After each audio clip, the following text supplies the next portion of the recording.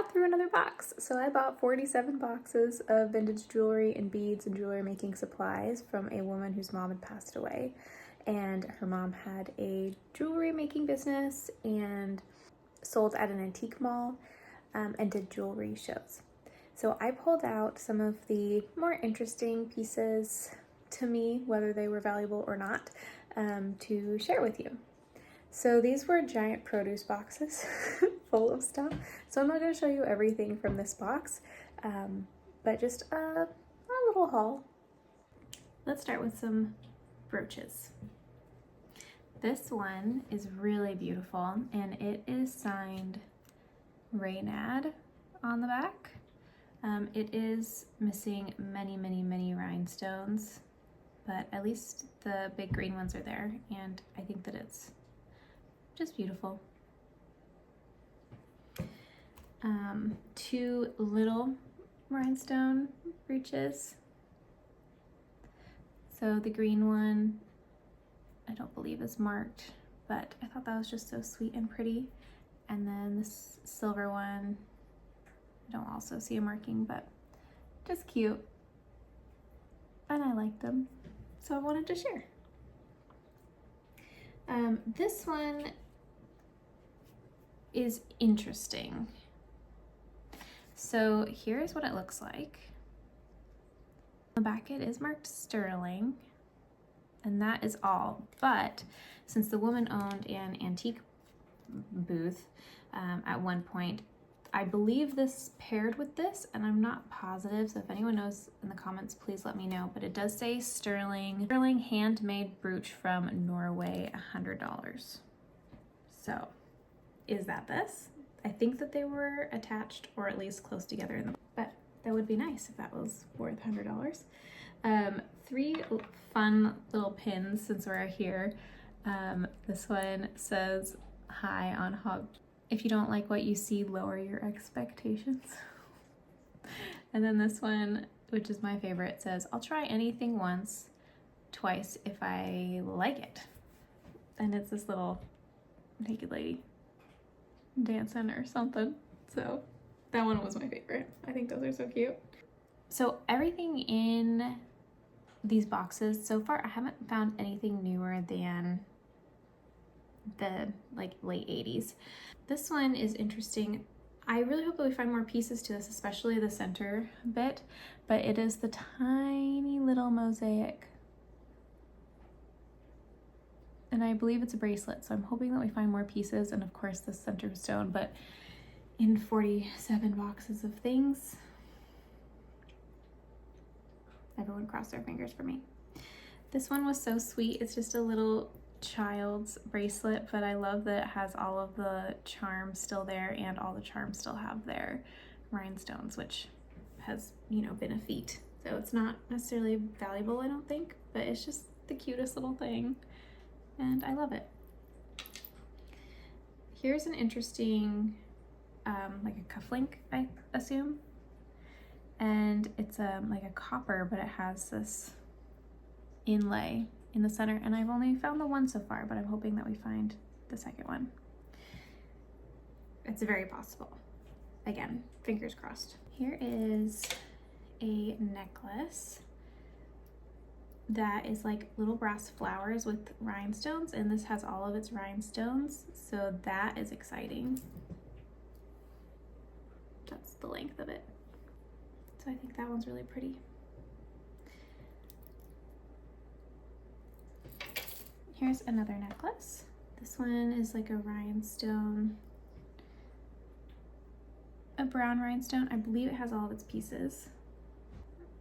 Pretty sure it has all of its pieces, which is exciting. And brown, I think, is an interesting color for a rhinestone, and it's a choker bit. That's so pretty. I like that one. I like the smaller styles, so like the 60s is definitely my vibe. Here's one more. I have two more. Here is one more, and this one also has all of its bits, and this one is marked. Oh, I didn't check if the other one's marked. This one's marked Coro. Some of the rhinestones look like they are a little discolored, so some of them are more yellow than white. It's not, I know it's not like top of the line, but it's still pretty. Last rhinestone necklace is not missing any rhinestones on its main piece. There, that green is so pretty. It is missing rhinestones on its clasp. This one has like barely a marking. I don't even know if that counts as a marking. Looks like a little square to me, so pretty. So how difficult is it to fix links? So this one is missing its link here, because otherwise it has every rhinestone and the color is so pretty. So there's the clasp.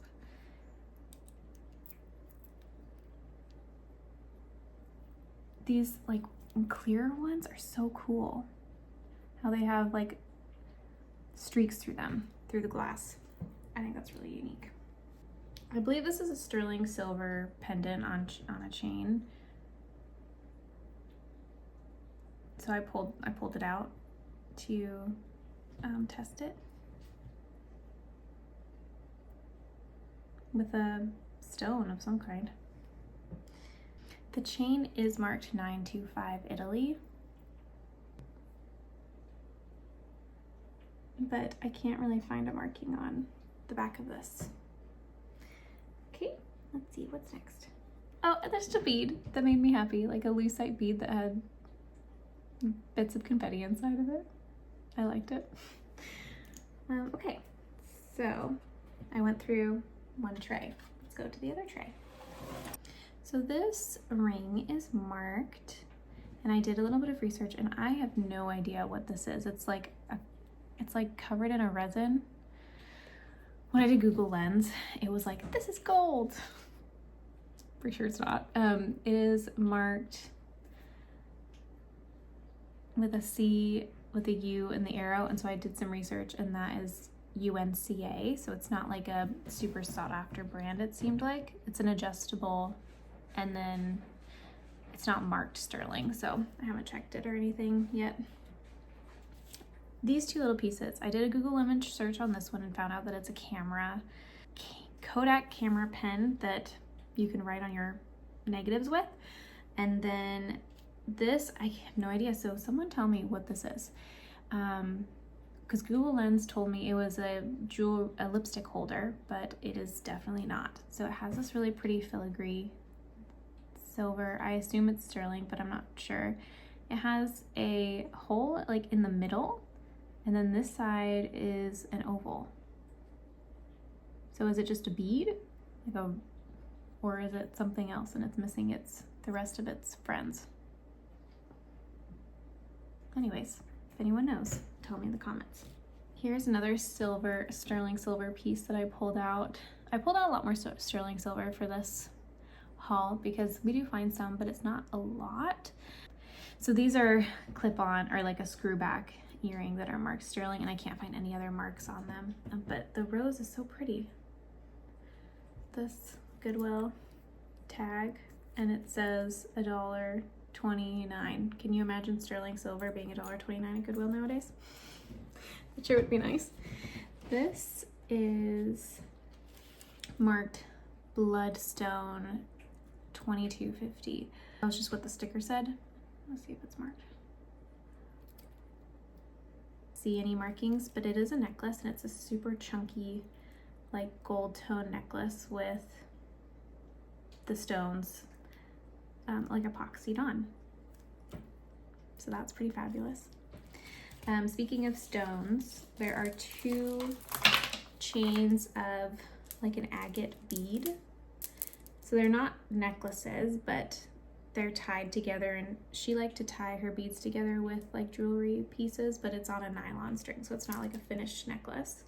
But I thought that these were really beautiful. Somebody tell me about this.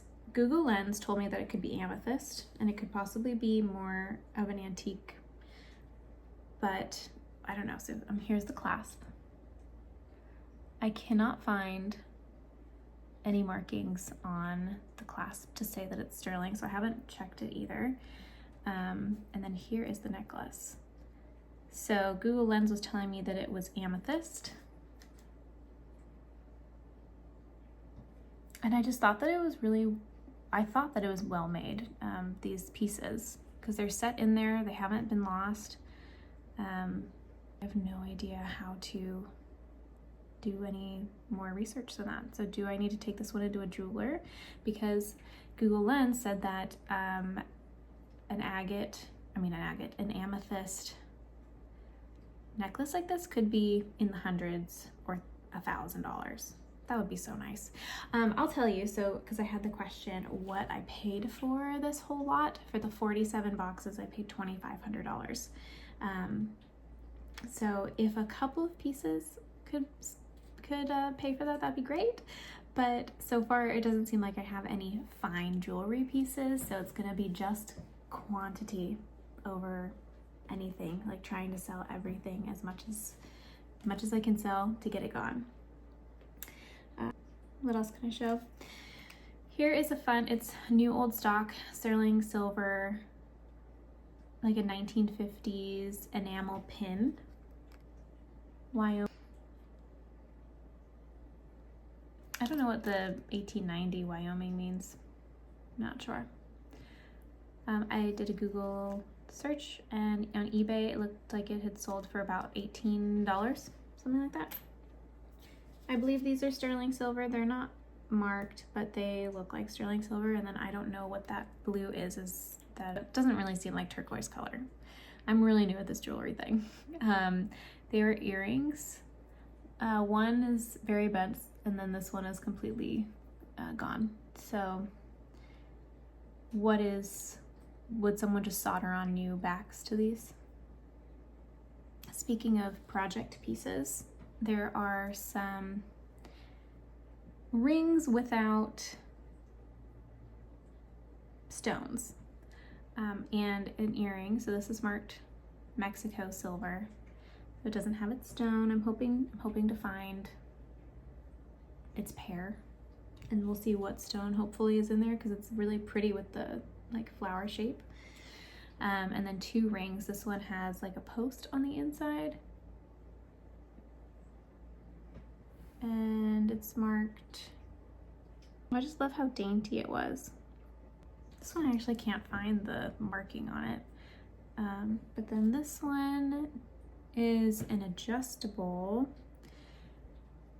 and it's interesting that it was like offset from its band, not in the center.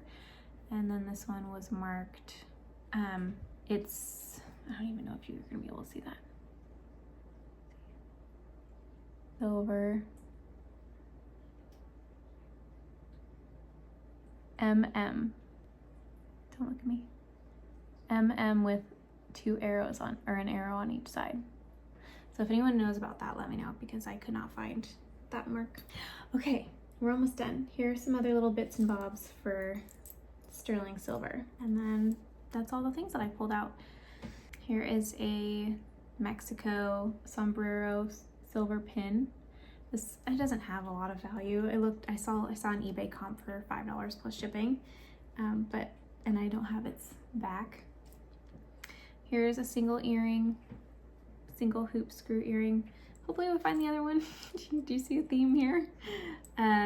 Here are military pins. It's like a World War II era pins that are marked. This one, so is it still this one actually I can't really find if it's actually sterling or not, but they're it's marked Schold R something or other, and I can't find sterling on it, but it looks like exactly the same. It just would be a different maker, and I saw sold comps on eBay. It's ranging maybe for this pair, it probably still wouldn't be that valuable, maybe $10 plus shipping, maybe a little bit more, but so would I assume just be scrap. But I don't know. I don't know what I'm going to be doing with things like that.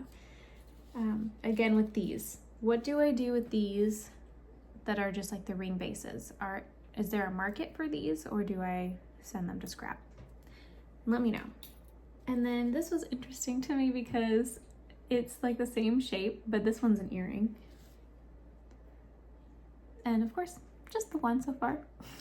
So got lots of single earrings, and fingers crossed that we find the pairs. I have a whole bag of earrings from every single box that are single earrings, or you know, I was just throwing them in there and hopefully they have a pair, but they weren't with their pair at the time. So there's a lot of matching and sorting that has to go on, and it takes about 3 hours per box, I think, depending on how thorough I go through it. So if you like this type of haul, let me know. Give the video a thumbs up. Thank you so much for joining me. Let me know in the comments if you have any information on any of these pieces, and let's keep sorting. It's my life now.